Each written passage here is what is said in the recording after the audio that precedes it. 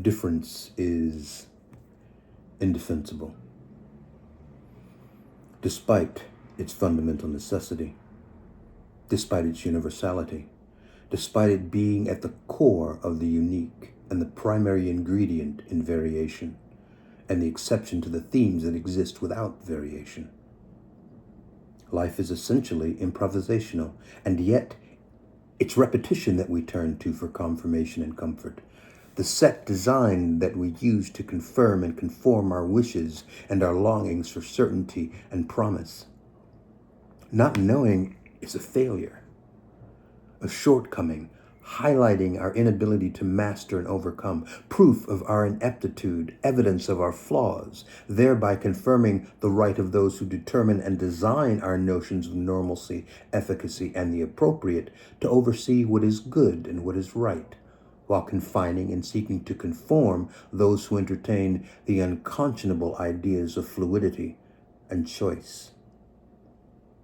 Our freedoms are finite.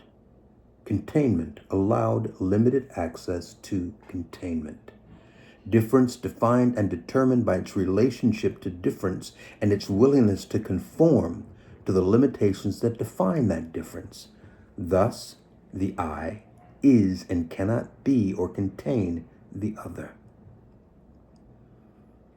The current functioning and overriding fiction is that we cannot be they and they can never be us. And the melting pot is as much a fiction as the round earth theory and the walk on the moon. However, as a disabled veteran of the wars for self-identification, discovery, and determination, there is nothing that I don't call to question. No promise of inclusion that will convince me to relinquish the uncertain for the certainty of the unquestionable answer and the unalterable fact.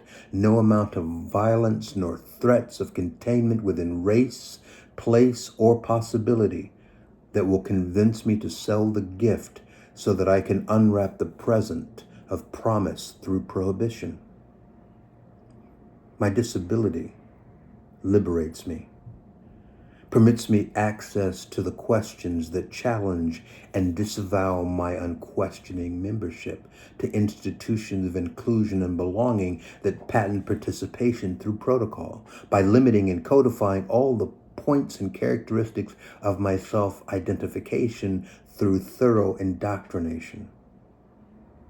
It grants me an almost familial point of intersection with all those who are not man enough, woman enough, black enough, white enough, or any of the other measures or shortfall that call for isolation or corrective measure.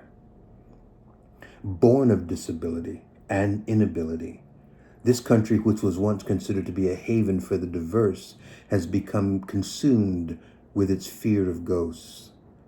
Born of its need for uniformity and control, it draws on the blood of the quixotic and unsustainable to bind and normalize the flayed flesh of the other. So much so that all of its people have become white people. Once a racial epitaph, it describes a nation of ghosts, fearing ghosts, and the condemnation of God and her infinite wisdom and utter disappointment. Therefore, my disability is a badge of honor, worn with pride, not for parade, but to confirm my commitment to the question, to the uncertainty of certainty, to the privilege and the gift of inquiry, and to my right not to incarcerate my difference so that the many can trample the divergences of the few who are legion. Thus I am free to traverse and claim citizenship to the unknown, free to unlock the depth and power of my uncertainty through discovery and the unanswerable question.